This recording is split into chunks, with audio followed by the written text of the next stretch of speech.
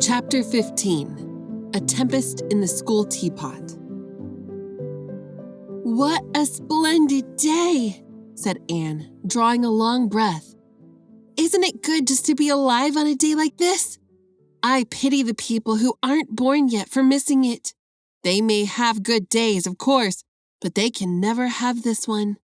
And it's splendider still to have such a lovely way to go to school by, isn't it?"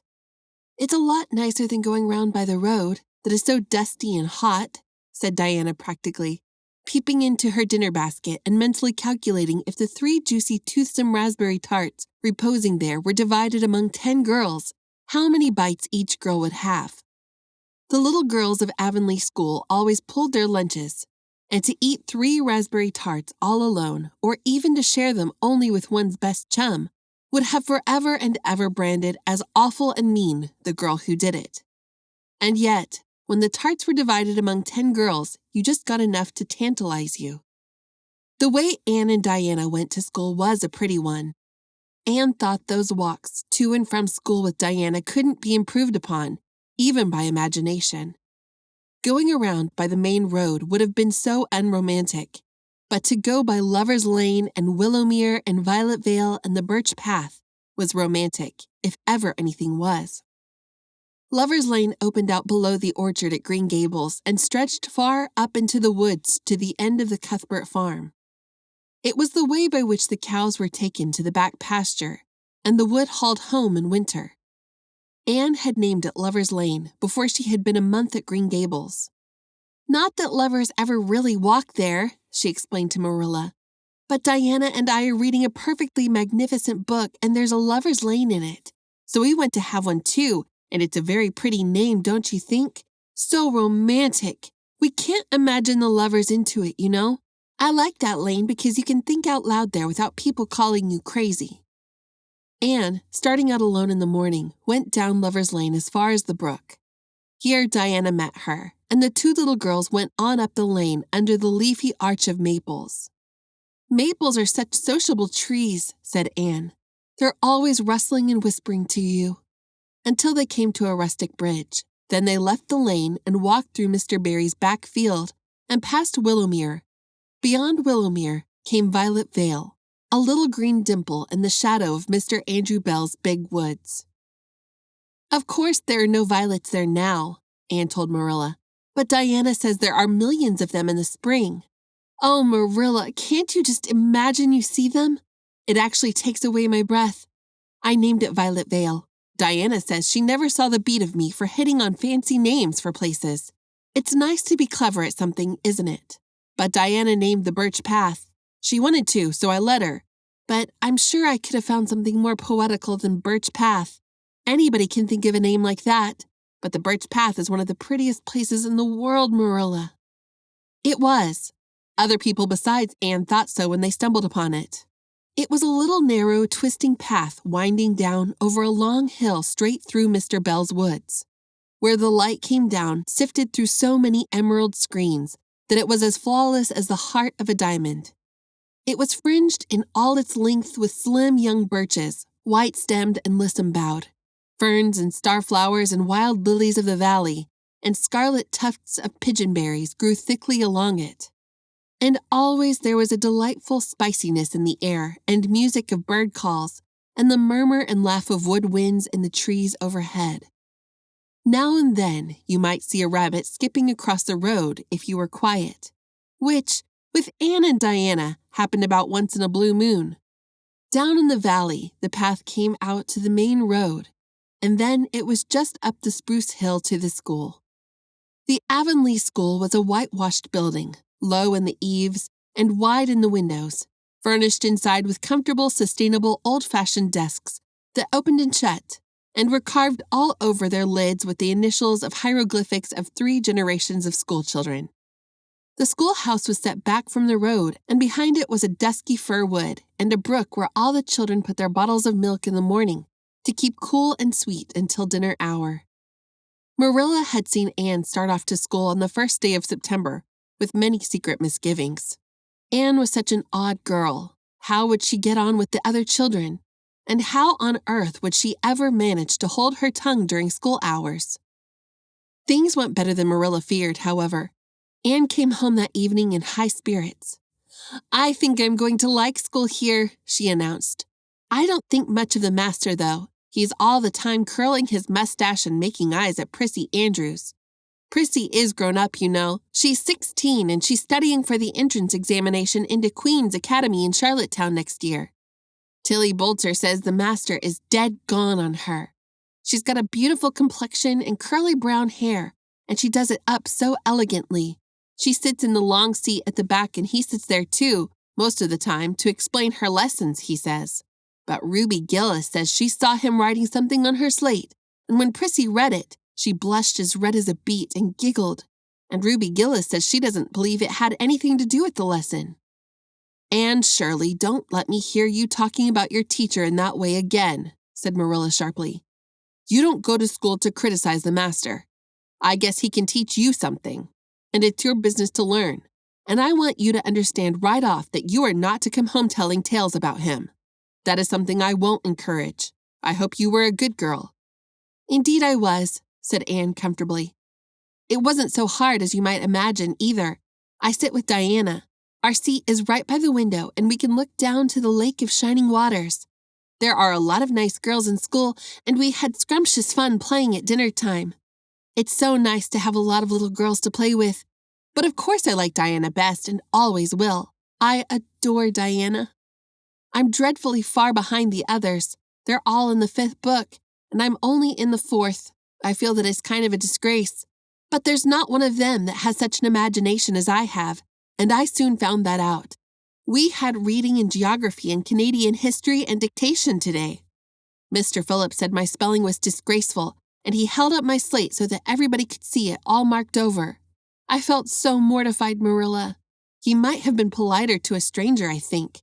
Ruby Gillis gave me an apple, and Sophia Sloane lent me a lovely pink card with 'May I see you home' on it. I'm to give it back to her tomorrow. And Tilly Boulter let me wear her bead ring all afternoon. Can I have some of those pearl beads off the old pincushion in the garret to make myself a ring? And oh, Marilla, Jane Andrews told me that Minnie McPherson told her that she heard Prissy Andrews tell Sarah Gillis that I had a very pretty nose. Marilla, that is the first compliment I have ever had in my life, and you can't imagine what a strange feeling it gave me. Marilla, have I a really pretty nose? I know you'll tell me the truth." "Your nose is well enough," said Marilla shortly. Secretly, she thought Anne's nose was a remarkable pretty one, but she had no intention of telling her so. That was 3 weeks ago, and all had gone smoothly so far, and now this crisp September morning, Anne and Diana were tripping blithely down the birch path, 2 of the happiest little girls in Avonlea. "I guess Gilbert Blythe will be in school today," said Diana. "He's been visiting his cousins over in New Brunswick all summer, and he only came home Saturday night. He's awfully handsome, Anne, and he teases the girls something terrible. He just torments our lives out." Diana's voice indicated that she rather liked having her life tormented out than not. "Gilbert Blythe?" said Anne. "Isn't his name that's written on top of the porch wall with Julia Bell's and a big 'Take Notice' over them?" "Yes," said Diana, tossing her head. "But I'm sure he doesn't like Julia Bell so very much. I've heard him say that he studied the multiplication table by her freckles." "Oh, don't speak about freckles to me," implored Anne. "It isn't delicate when I've got so many. But I do think that writing 'take notices' up on the wall about the boys and girls is the silliest ever. I should just like to see anybody dare to write my name up with the boys. Not, of course," she hastened to add, "that anybody would." Anne sighed. She didn't want her name written up, but it was a little humiliating to know that there was no danger of it. "Nonsense," said Diana, whose black eyes and glossy tresses had played such havoc with the hearts of Avonlea schoolboys that her name figured on the porch walls and half a dozen take notices. "It's only meant as a joke, and don't you be too sure your name won't ever be written up. Charlie Sloane is dead gone on you. He told his mother, mind you, that you were the smartest girl in the school. That's better than being good-looking." No, it isn't, said Anne, feminine to the core. I'd rather be pretty than clever, and I hate Charlie Sloane. I can't bear a boy with goggle eyes. If anyone wrote my name up with his, I'd never get over it, Diana Barry. But it is nice to keep head of your class. You'll have Gilbert in your class after this, said Diana. And he's used to being head of his class, I can tell you. He's only in the 4th book, although he's nearly 14. 4 years ago, his father was sick and had to go out to Alberta for his health, and Gilbert went with him. They were there 3 years, and Gil didn't go to school hardly any until they came back. You won't find it so easy to keep ahead after this, Anne. I'm glad, said Anne quickly. I couldn't really feel proud of keeping head of little boys and girls of just 9 or 10. I got up yesterday spelling ebullition. Josie Pye was head, and mind you, she peeped in her book. Mr. Phillips didn't see her. He was looking at Prissy Andrews, but I did. I just swept her a look of freezing scorn, and she got as red as a beet and spelled it wrong after all. Those Pye girls are cheats all round, said Diana indignantly, as they climbed the fence of the main road. Gertie Pye actually went and put her milk bottle in my place in the brook yesterday. Did you ever? I don't speak to her now. When Mr. Phillips was in the back of the room, hearing Prissy Andrews' Latin, Diana whispered to Anne, That's Gilbert Blythe sitting right across the aisle from you, Anne. Just look at him and see if you don't think he's handsome. Anne looked accordingly. She had a good chance to do so, for the said Gilbert Blythe was absorbed in stealthily pinning a long yellow braid of Ruby Gillis, who sat in front of him, to the back of her seat. He was a tall boy with curly brown hair, roguish hazel eyes, and a mouth twisted into a teasing smile. Presently, Ruby Gillis started up to take a sum to the master. She fell back into her seat with a little shriek, believing that her hair was pulled out by the roots. Everybody looked at her, and Mr. Phillips glared so sternly that Ruby Gillis began to cry. Gilbert had whisked the pin out of sight and was studying his history with the soberest face in the world. But when the commotion subsided, he looked at Anne and winked with inexpressible drollery. I think your Gilbert Blythe is handsome, confided Anne to Diana, but I think he's very bold. It isn't good manners to wink at a strange girl. But it was not until the afternoon that things really began to happen.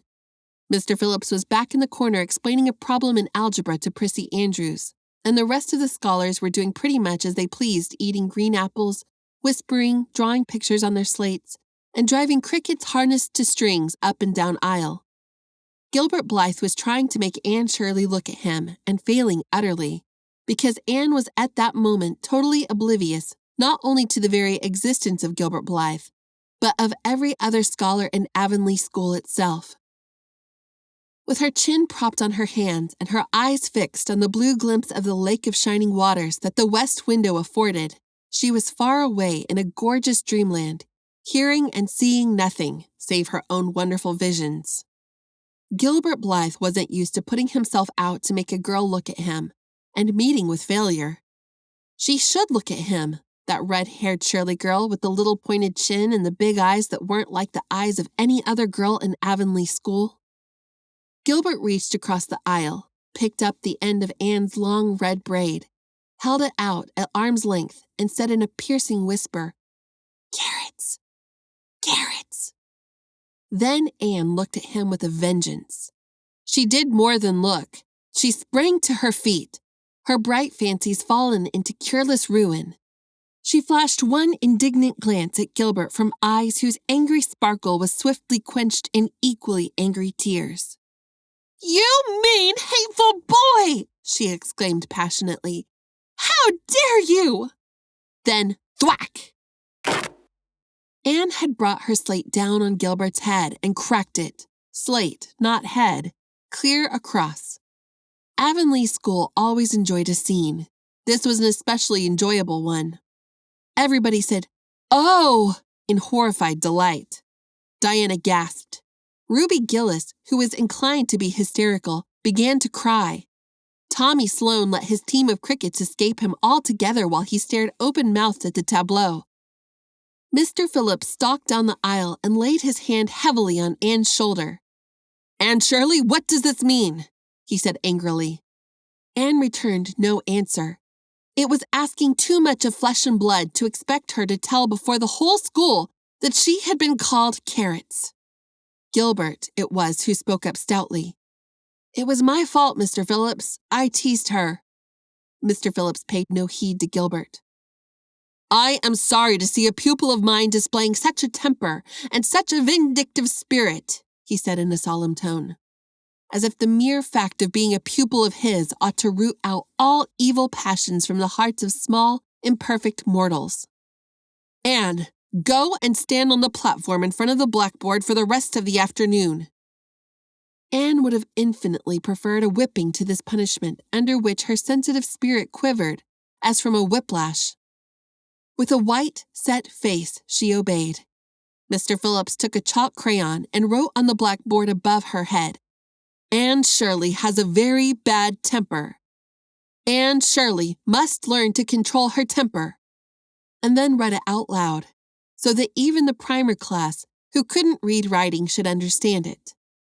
Anne stood there the rest of the afternoon with that legend above her. She did not cry or hang her head. Anger was still too hot in her heart for that, and it sustained her amid all her agony of humiliation. With resentful eyes and passion-red cheeks, she confronted alike Diana's sympathetic gaze, and Charlie Sloane's indignant nods, and Josie Pye's malicious smiles. As for Gilbert Blythe, she would not even look at him. She would never look at him again. She would never speak to him. When school was dismissed, Anne marched out with her red head held high. Gilbert Blythe tried to intercept her at the porch door. "I'm awfully sorry I made fun of your hair, Anne," he whispered contritely. "Honest I am. Don't be mad for keeps now." Anne swept by disdainfully, without look or sign of hearing. "Oh, how could you, Anne?" breathed Diana as they went down the road half reproachfully, half admiringly. Diana felt that she could never have resisted Gilbert's plea. "I shall never forgive Gilbert Blythe," said Anne firmly. "And Mr. Phillips spelled my name without an E, too. The iron has entered my soul, Diana." Diana hadn't the least idea what Anne meant, but she understood it was something terrible. "You mustn't mind Gilbert for making fun of your hair," she said soothingly. "Why, he makes fun of all the girls. He laughs at mine because it's so black. He's called me a crow a dozen times, and I never heard him apologize for anything before either." "There's a great deal of difference being called a crow and being called carrots," said Anne with dignity. "Gilbert Blythe has hurt my feelings excruciatingly, Diana." It is possible the matter might have blown over without more excruciation if nothing else had happened. But when things begin to happen, they are apt to keep on. Avonlea scholars often spent noon hour picking gum in Mr. Bell's spruce grove over the hill and across his big pasture field. From there they could keep an eye on Eben Wright's house, where the master boarded. When they saw Mr. Phillips emerging therefrom, they ran for the schoolhouse. But the distance being about 3 times longer than Mr. Wright's lane, they were very apt to arrive there breathless and gasping, some 3 minutes too late. On the following day, Mr. Phillips was seized with one of his spasmodic fits of reform, and announced before going home to dinner that he should expect to find all the scholars in their seats when he returned. Anyone who came in late would be punished. All the boys and some of the girls went to Mr. Bell's spruce grove as usual, fully intending to stay only long enough to pick a chew. But spruce groves are seductive, and yellow nuts of gum beguiling. They picked and loitered and strayed. And as usual, the first thing that recalled them to a sense of the flight of time was Jimmy Glover shouting from the top of a patriarchal old spruce, "Master's coming!" The girls who were on the ground started first and managed to reach the schoolhouse in time, but without a second to spare. The boys, who had to wriggle hastily down from the trees, were later. And Anne, who had not been picking gum at all, but was wandering happily in the far end of the grove waist-deep among the bracken, singing softly to herself with a wreath of rice lilies on her hair as if she was some wild divinity of the shadowy places, was latest of all. Anne could run like a deer, however. Run she did with the impish result that she overtook the boys at the door, and was swept into the schoolhouse among them just as Mr. Phillips was in the act of hanging up his hat. Mr. Phillips's brief reforming energy was over. He didn't want the bother of punishing a dozen pupils, but it was necessary to do something to save his word. So he looked about for a scapegoat and found it in Anne, who had dropped into her seat, gasping for breath with a forgotten lily wreath hanging askew over one ear and giving her a particularly rakish and disheveled appearance. "Anne Shirley, since you seem to be so fond of the boys' company, we shall indulge your taste for it this afternoon," he said sarcastically. "Take those flowers out of your hair and sit with Gilbert Blythe." The other boy snickered. Diana, turning pale with pity, plucked the wreath from Anne's hair and squeezed her hand. Anne stared at the master as if turned to stone. "Did you hear what I said, Anne?" queried Mr. Phillips sternly. "Yes, sir," said Anne slowly. "But I didn't suppose you really meant it." "I assure you I did." Still with the sarcastic inflection which all the children, and Anne especially, hated. It flicked on the raw. "Obey me at once." For a moment, Anne looked as if she meant to disobey. Then, realizing that there was no help for it, she rose haughtily, stepped across the aisle, sat down beside Gilbert Blythe, and buried her face in her arms on the desk. Ruby Gillis, who got a glimpse of it as it went down, told the others going home from school that she'd actually never seen anything like it. It was so white with awful little red spots in it. To Anne, this was as the end of all things. It was bad enough to be singled out for punishment among a dozen equally guilty ones. It was worse still to be sent to sit with a boy. But that boy should be Gilbert Blythe was heaping insult on injury to a degree utterly unbearable. Anne felt that she could not bear it, and it would be of no use to try. Her whole being seethed with shame and anger and humiliation. At first, the other scholars looked and whispered and giggled and nudged. But as Anne never lifted her head, and as Gilbert worked fractions as if his whole soul was absorbed in them and them only, they soon returned to their own tasks, and Anne was forgotten. When Mr. Phillips called the history class out, Anne should have gone, but Anne did not move, and Mr. Phillips, who had been writing some verses to Priscilla before he called the class, was thinking about an obstinate rhyme still and never missed her. Once, when nobody was looking, Gilbert took from his little desk a little pink candy heart with a gold motto on it, "You are sweet," and slipped it under the curve of Anne's arm. Whereupon Anne arose, took the pink heart gingerly between the tips of her fingers, dropped it on the floor, ground it to powder beneath her heel, and resumed her position without designing to bestow a glance on Gilbert. When school went out, Anne marched to her desk, ostentatiously took out everything therein, books and writing tablet, pen and ink, testament and arithmetic, and piled them neatly on her cracked slate. "What are you taking all those things home for, Anne?" Diana wanted to know as soon as they were out on the road. She had dared not to ask the question before. "I'm not coming back to school any more," said Anne. Diana gasped and stared at Anne to see if she meant it. "Will Marilla let you stay home?" she asked. "She'll have to," said Anne. "I'll never go to school to that man again." "Oh, Anne." Diana looked as if she were ready to cry. "I do think you mean it. What shall I do? Mr. Phillips will make me sit with that horrid Gertie Pye. I know he will, because she is sitting alone. Do come back, Anne." "I'd do almost anything in the world for you, Diana," said Anne sadly. "I'd let myself be torn limb from limb if it would do you any good.